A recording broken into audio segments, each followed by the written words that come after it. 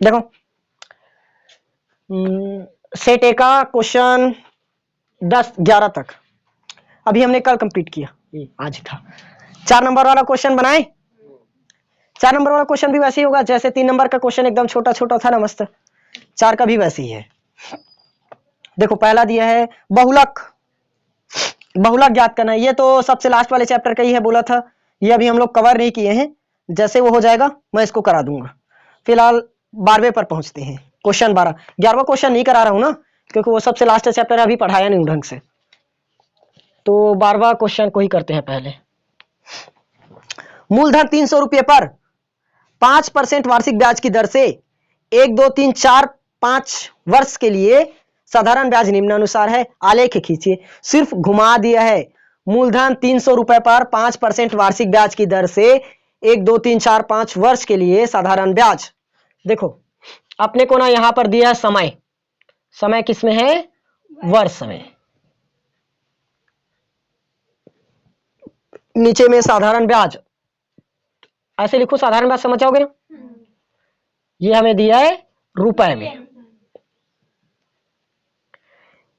अब देखो वर्ष 1 से लेकर 5 तक।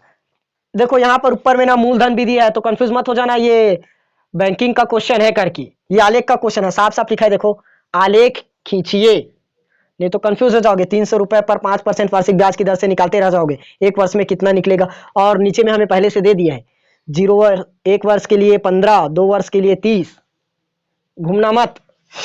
0, 1 से 5, 0, 1, 2, 3, 4, 5।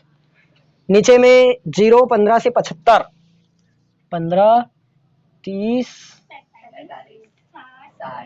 और लास्ट का 75। ये डिब्बा बना लेना, मैं नहीं बना रहा हूं पूरा, समझ जाओगे ना। या हाँ, आलेख वाला क्वेश्चन है, 2023 का सेट में करके आए हैं। अब 4 नंबर वाला क्वेश्चन तो 2022 के सेट एबीसीबी में सेम मिलेगा, तो इसका 4 नंबर वाला क्वेश्चन मैं एक ही सेट का अपलोड करूंगा। 2022 का जो सेट ए है, सेट बी और सेट सी दोनों को और नहीं पढ़ाऊंगा, क्योंकि दोनों में दोनों आखिर सेम टू सेम क्वेश्चन है, अलग अलग बस करना पड़ेगा। किसी का जो क्वेश्चन नंबर 11 है, ये क्वेश्चन 12 है, तो हो सकता है सेट बी में ना यही क्वेश्चन 12 की जगह 14 में दे दे, बस वही बस फर्क रहेगा। अच्छा यहां पर बताओ तो प्लस वाला है और माइनस वाला? माइनस वाला नहीं है, तो माइनस को बनाने की जरूरत नहीं पड़ेगी। अब इसमें 75 सेंटीमीटर दिया, तो 75 सेंटीमीटर खींचना पड़ेगा क्या? नहीं, हम उसको मान सकते हैं 5, 10 मान सकते हैं, या फिर डायरेक्ट 15 ही मानकर चल लो, 5 सेंटीमीटर में ही खत्म हो जाएगा। चलो ये एक्स अक्ष, ये वाई अक्ष। एक्स अक्ष में हम समय ले लेते हैं। एक्स अक्ष में क्या ले लेंगे? समय। किस में दिया है? वर्ष में। समय किस में दिया है? वर्ष। ये कहां पर दर्शाए? एक्स अक्ष में इस तरह से। वाई अक्ष में साधारण ब्याज किस में दिया है? रुपए में। रुपए में। ये इस तरह से इसका ग्राफ ऊपर की ओर चला जाएगा। आया? अब समय हमने क्या लिया? एक्स अक्ष में लिया, तो बनाए 0 से लेकर 5। ये तो 0, 0 दोनों का स्टार्टिंग बिंदु ये 0 ही है। 0 से लेकर कहां है? 5, तो 1, 2, 3, 4 और ये 5 आ गया। इसमें सीधा 15 ही मानकर चले जाते हैं, फिक्स बैठ जाएगा। ये 15, 2 ने 30, 15 3 45, 15 चौक 60, 5 75 आ गया। ये बन गया हमारा पूरा। समझ आया? कुछ नहीं किए, बस लाइनिंग लाइनिंग खींचे और नाम लिखे हैं। अब देखो जब 0 वर्ष का समय था तो ब्याज भी 0 ही लगेगा। हमने समय नहीं लिया तो ब्याज कहां से देंगे? वही दिन। अब 1 वर्ष का समय हो गया तो कितना रुपए ब्याज देना पड़ा? 15 रुपए। 1 वर्ष का समय था तो उसमें हमें ब्याज कितना पड़ा? 15 रुपए। 2 वर्ष के समय में 30 रुपए ब्याज। मैं इसको ना पहले खींच देता हूं क्या? नहीं। 3 वर्ष के समय में 45, ज्यादा चढ़ गया। 4 वर्ष में 60 रुपए ब्याज।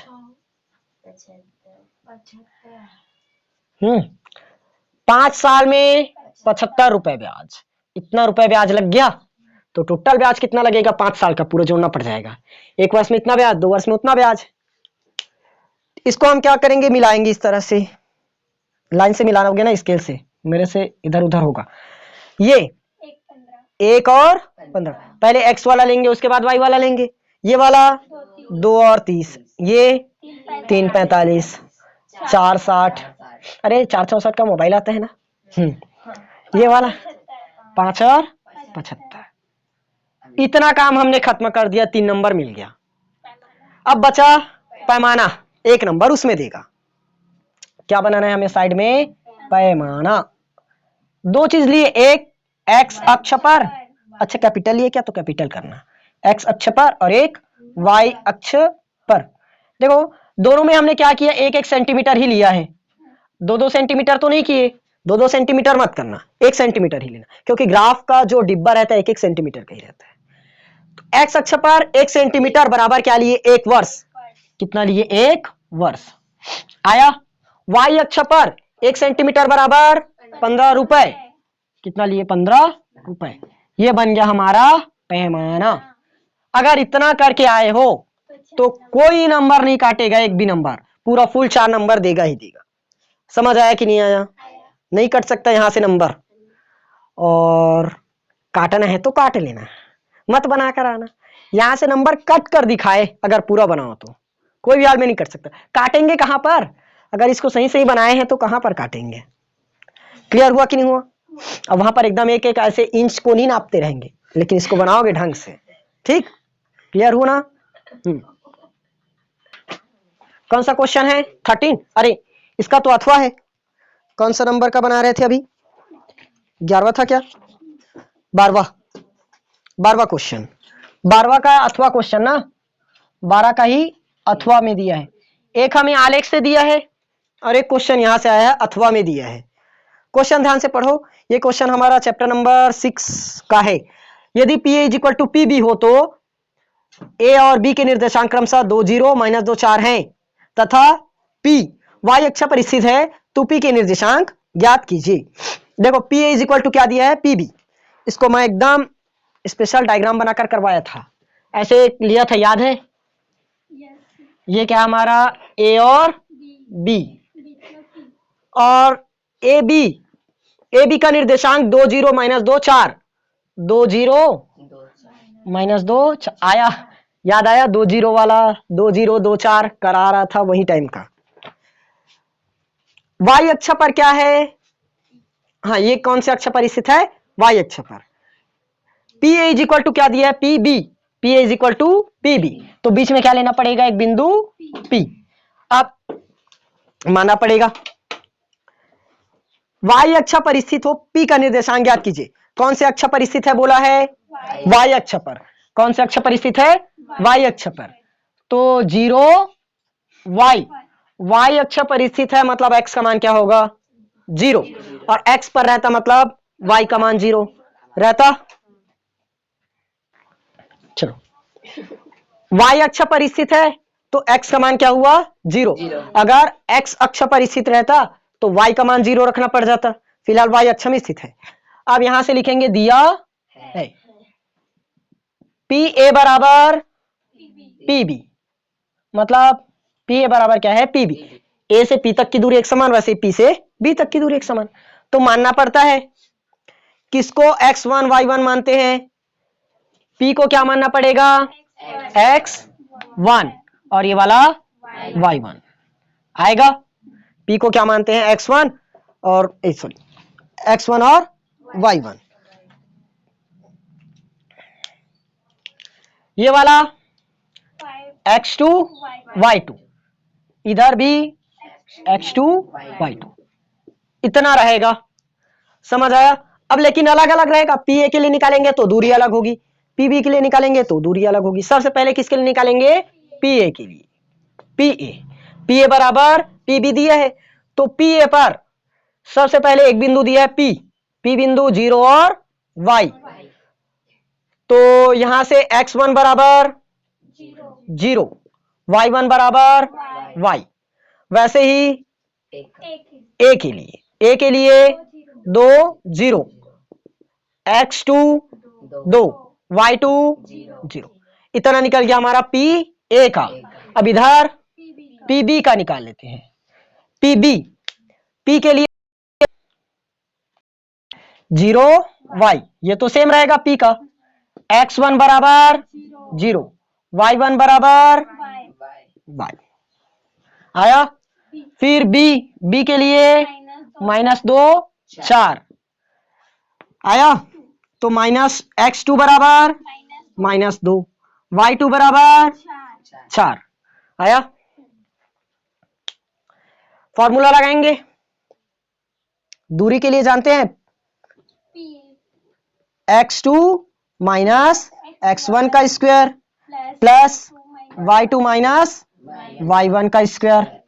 अब देखो दोनों क्या एक दूसरे के इक्वल, पी ए बराबर पी बी, तो बराबर करना पड़ेगा। इसको पहले अलग अलग निकाल देना, उसके बाद यहां से बराबर करके लिख लेना ना, इसको अलग निकाल लेना।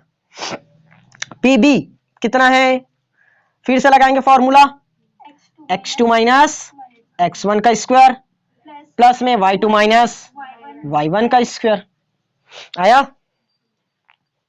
मान रखें x2 का मान 2, x1 0 पूरे का square plus y2 0, y1 y, इतना आया इज इक्वल टू x2 का मान -2 minus x1 0 plus y2 4 minus y1 y पूरे का स्क्वायर। ये लो y2 का मान 4। ठीक, क्लियर हुआ यहां से।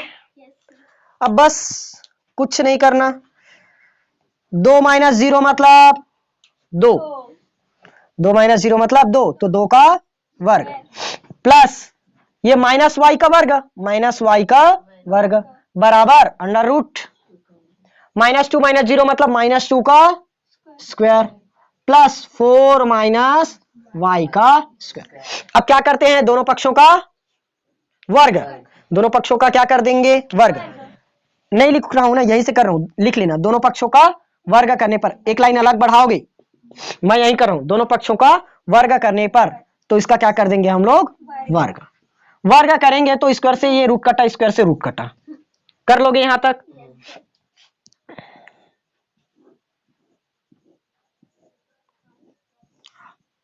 मस्त बना, स्क्वायर तो कट चुका, रूट भी कट चुका, 2 का वर्ग मतलब 4। जब तक सही से नहीं रहोगे नहीं बैठाऊंगा, बता रहा हूं। प्लस माइनस y का वर्ग y होगा, क्योंकि y की घात 2, 2 क्या है सम संख्या, किसी की पावर में यदि सम संख्या हो तो क्या मिलता है प्लस में, क्योंकि माइनस गुणित माइनस y करेंगे तो प्लस का y, तो प्लस y का वर्ग बराबर -2 का वर्ग मतलब 4, इधर 4 माइनस y का वर्ग। अब इसको तोड़ना पड़ेगा क्योंकि इस बार a माइनस बी का होल स्क्वायर बन जाए। पहले 4 से 4 को काट देते हैं, आखिर सेम तो बनेगा। इधर +4 है, इधर आकर -4 होगा तो कट जाएगा, क्या बचा y का वर्ग। इसको a माइनस बी का होल स्क्वायर में तोड़ेंगे तो a का स्क्वायर मतलब 4 का स्क्वायर माइनस 2ab, a और ये b तो 2ab प्लस b का वर्ग मतलब y का वर्ग। समझ आया यहां तक। तो ये y का वर्ग, ये प्लस y का वर्ग है, इधर ला देता हूं -y स्क्वायर आया बराबर 4 का वर्ग मतलब 16 माइनस 4 दूनी 8 और ये y माइनस का 8, ये प्लस y स्क्वायर से माइनस y स्क्वायर कटेगा, क्या बचा 0 बराबर 16 माइनस 8y आया। तो -8y को मैं इधर ला दूंगा तब +8y बराबर 16, तो y बराबर 16/8, y ये कितना निकला 2, y का मान कितना निकला 2। अब यहां मान रख सकते हैं 0y तो 0 और 2, एक बिंदु हमें क्या मिल गया 0 और 2, यानी कि इसका मान कितना है 2। समझ आया कि नहीं आया क्वेश्चन, क्लियर है। ये भी क्वेश्चन 4 नंबर का है क्योंकि 8वां है, अब देता तो पहले इसके पहले वाला बनाते या अथवा वाला बनाते।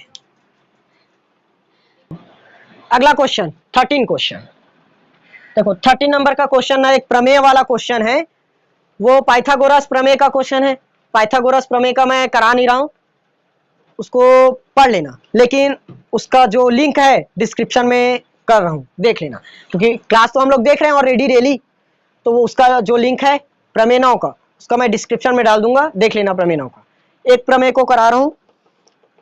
सिद्ध कीजिए चक्रीय चतुर्भुज के सम्मुख कोणों का योग 180 डिग्री होता है।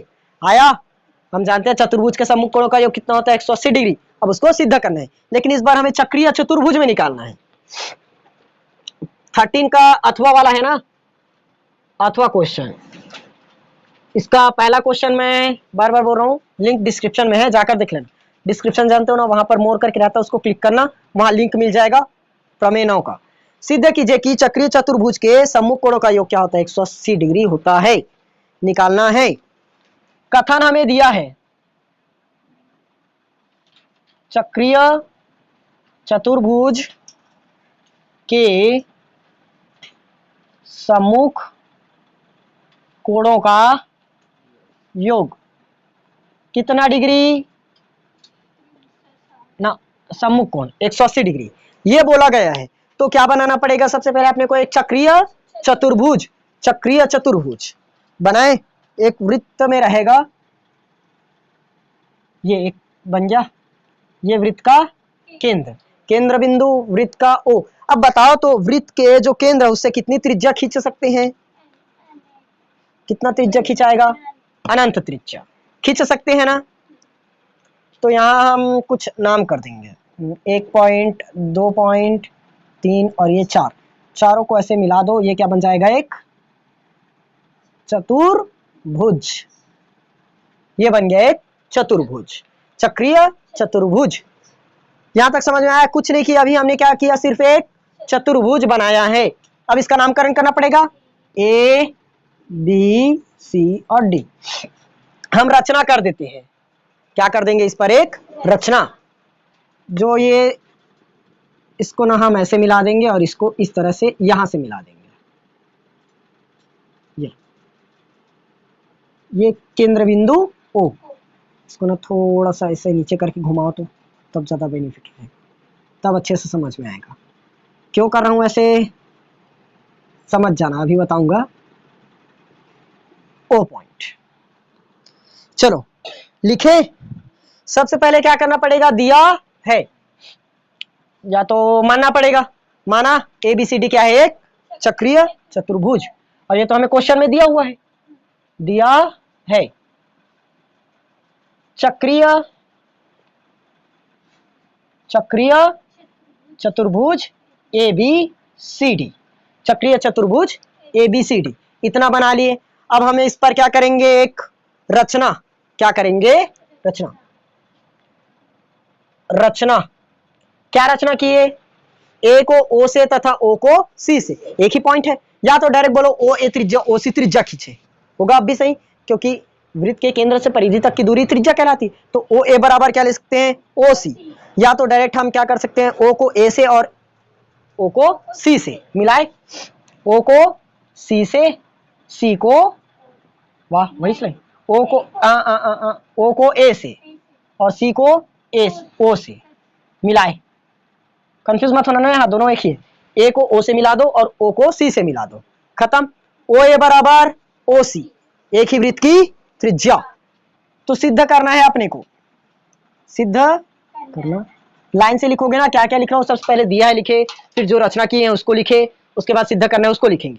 सम्मुख कोणों का योग क्या होगा 180 डिग्री, कोण ए प्लस कोण बी बराबर 180 डिग्री, कोण ए प्लस कोण बी कितना डिग्री 180 डिग्री, अरे कोण डी प्लस कोण बी, सम्मुख कोण डी और बी 180, वैसे ही कोण ए प्लस कोण सी बराबर भी 180 डिग्री, क्योंकि ये भी तो एक दूसरे का सम्मुख कोण हुआ। समझ आया कि नहीं आया, B plus D A plus C, ये दोनों एक दूसरे का सम्मुख है, सम्मुख मतलब एकदम सामने वाला, ये ए है, इसके सामने वाला सी है, क्लियर हुआ यहां तक। अब हम क्या करेंगे, इसकी उपपत्ति, जैसे हर बार सॉल्व करते हैं उसी को उपपत्ति बोलते हैं, उपपत्ति। करें उत्पत्ति। एक मैंने प्रमेय पढ़ाया था चैप्टर नंबर 12 में, किसी चाप द्वारा वृत्त के केंद्र पर बनाया गया कोण परिधि के शेष बिंदु पर बने कोण का दोगुना होता है। चाप द्वारा केंद्र पर बनाया गया कोण शेष कोण का क्या होता है? दोगुना। देखो ये चाप द्वारा क्या बना है? केंद्र पर एक कोण बना है, ये कोण क्या होगा? दोगुना होगा। किसका? शेष बिंदु पर बने कोण का। तो शेष बिंदु पर दो कोण बना है, इसके द्वारा ये हमने ले लिया केंद्र का कोण, तो एक बी के द्वारा बना और एक ए के द्वारा बना। तो दोनों यहां मान लो 40 डिग्री है, तो यहां कितना बनना चाहिए? कितना आएगा? 20 डिग्री। यहां 40 डिग्री है तो यहां 20 डिग्री। ये दोगुना हुआ कि नहीं हुआ? यहां 40 डिग्री है तो यहां 20 डिग्री। दोगुना हुआ कि नहीं हुआ? हुआ ना। अब बस कोणों का नाम लिखना है कि कौन कौन सा कोण क्या होगा? एक दूसरे का दोगुना होगा। क्लियर हुआ? चाप द्वारा केंद्र पर बनाया गया कोण, तो कौन सा चाप हुआ? एक ए बी सी, इस चाप द्वारा। तो ए बी सी के द्वारा बना कोण, ए बी सी चाप द्वारा बना गया कोण।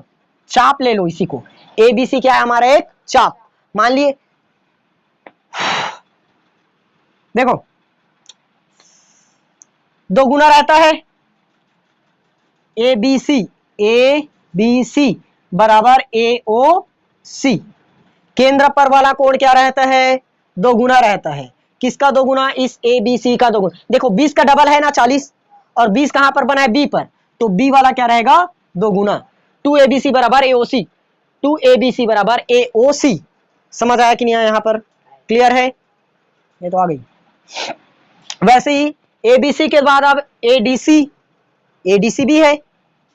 ADC के द्वारा बना कोण इस बार 2ADC हो जाएगा। ADC केंद्र पर कौन सा बना? AOC। केंद्र पर कौन सा बना है? AOC। समझ आया? अब देखो दोनों, इसको ना हम इक्वेशन फर्स्ट मानते हैं। दोनों का राइट वाला साइड बराबर है कि नहीं? तो लेफ्ट वाला भी बराबर होगा। राइट बराबर है मतलब लेफ्ट वाला भी बराबर होगा। चाहो तो दोनों को जोड़ सकते हैं। जोड़े समीकरण 1 प्लस 2, समीकरण 1 प्लस समीकरण 2। समीकरण 1 में क्या है? 2abc प्लस इसका 2adc, इतना आया समझ? इधर क्या है? AOC plus AOC। यहां तक आया कि नहीं आया? अब देखो ABC ADC दो कॉमन है, दो क्या है? दोनों में कॉमन, कॉमन कर दे।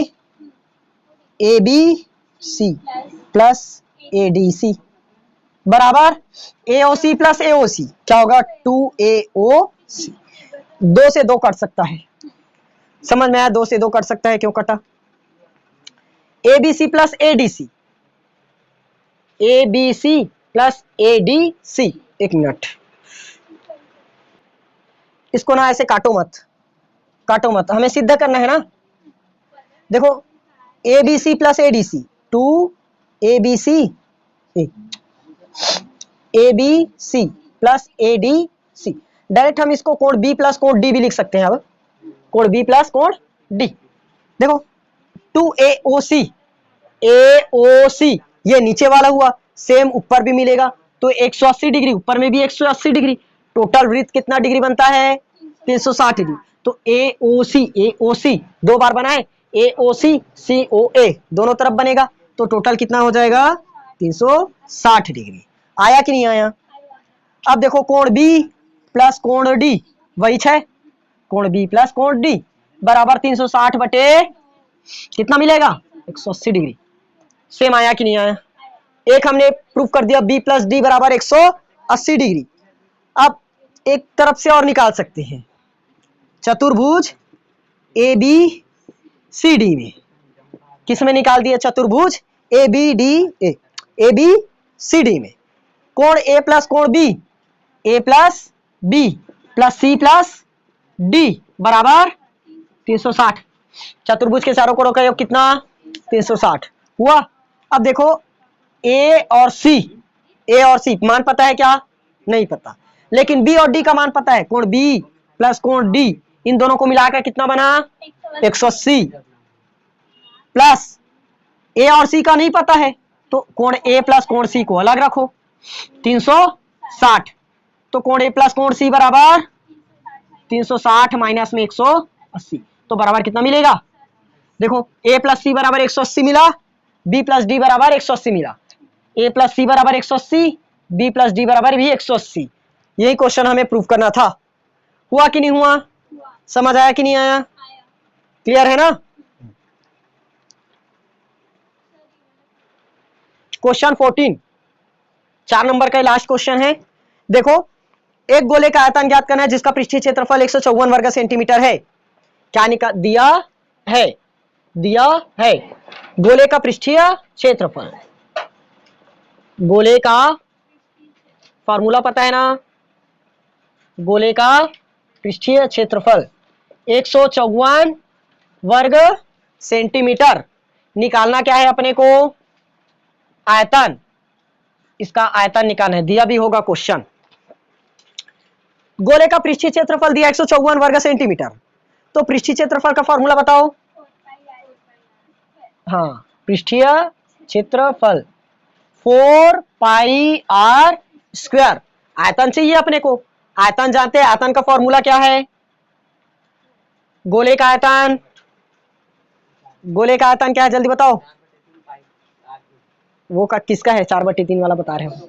चलो, इसका आयतन क्या है? 4/3 पाई आर की घात 3 चाहिए। तो हमें यहाँ पर आर का मान चाहिए, क्योंकि पाई तो पता है, 4/3 पता है। आर चाहिए, आर यहां से निकल जाएगा। देखो क्षेत्रफल कितना है? 154 बराबर 4 22/7 आर का स्क्वायर आया। पलटेंगे 154, 4 का गुणा इधर आएगा तो 4 का भाग, 22/7 7/22, क्या बचा? आर का वर्ग बचा। 22 सत्ते 154 कटा, 7 सत्ते 49, पूरे की डिवाइड में 4। ये क्वेश्चन कर चुके हैं, मैं बनाने के लिए दिया था, बराबर आर का वर्ग। तो आर बराबर 7/2। अब प्लस माइनस में मत कर देना, क्योंकि त्रिज्या हम लोग माइनस में कैसे लेंगे? -4 सेंटीमीटर है, नहीं बता सकते। अब क्या रखेंगे? आयतन पाई आर 4/3 पाई आर क्यूब। ये है, ये हमारा किसका है? वॉल्यूम, आयतन। तो 4/3 22/7, आर मतलब 7/2 7/2 7/2 आया। काटे कितना? बहुत सारा वैल्यू कटेगा। 7 एकम 7 कटा, 11 दूनी 22 कटा, और ये 2 दूनी 4 कटा, 2 एकम 2 भी कटा। कर लेना इसको अब, ठीक कर लोगे? इसको निकाल लेना ना, मैं डायरेक्ट इसका अथवा क्वेश्चन बता रहा हूं। अथवा एक बेलन के आधार की परिधि 88 सेंटीमीटर है, ऊंचाई 10 सेंटीमीटर है। बेलन का आयतन ज्ञात कीजिए। देखो, बेलन के आधार की परिधि दिया है, बेलन के आधार की परिधि। अब बताओगे बेलन का आधार कौन सी आकृति रहती है? वृत्ताकार। अब भी एक क्वेश्चन में और बताया था ना, ये बेलन, ये आकृति कौन सी आकृति है? ये वाली, वृत्ताकार। तो वृत्ताकार है, तो वृत्त की परिधि 2 पाई आर कितना है? 88। ऊंचाई दी है 10 सेंटीमीटर। ऊंचाई पता है? h बराबर 10 सेंटीमीटर। निकालना क्या है? आयतन। क्या निकालना है? आयतन। अब बेलन का आयतन का फॉर्मूला जानते हो? पाई आर स्क्वायर एच। ये हमें पता करना है। हमें आर चाहिए, एच भी चाहिए, बट दिया नहीं है। एच पता है लेकिन आर नहीं पता। निकाले 2 पाई आर बराबर 88, तो 2 गुणित 22/7, आर बराबर 88 आया। पाई का मान तो रख दिए 22/7, आर का मान पता था? नहीं पता था, छोड़ दिए। आर बराबर 88/2, गुणा था उसको क्या किए, भाग किए। अब ये 22/7 का क्या होगा, 7/22। 22 चौक 88, 2 दूनी 4, तो आर बराबर 14 मिल गया। मान रखना है पाई आर स्क्वायर एच में, निकालना क्या था अपने को, आयतन, पाई आर स्क्वायर एच। पाई का मान, आर का मान 14, तो 14 गुणित 14 कर दूं, एच का मान 10, 7 दूनी 14। इसका गुणा करके आंसर निकाल लेना। और आयतन है तो किस में निकलेगा, क्यूब में, सेंटीमीटर का क्यूब। बस खत्म, 4 नंबर का क्वेश्चन पूरा का पूरा फिनिश कर डाले। कौन से क्वेश्चन पर डाउट हुआ, नहीं हुआ ना, बन जाएगा पूरा क्वेश्चन। यदि बोर्ड में आपको भी आया निकाल लोगे आराम से। यहां पर इसको गुणा करके आंसर मुझे बताओगे और कमेंट पर बताना, इसका भी आंसर बताओगे, सिर्फ बताना, कमेंट सेक्शन में जाना इतना आया आंसर करके। समझ आया ना। चलो 5 नंबर वाला क्वेश्चन और 6 का कल बनाएंगे।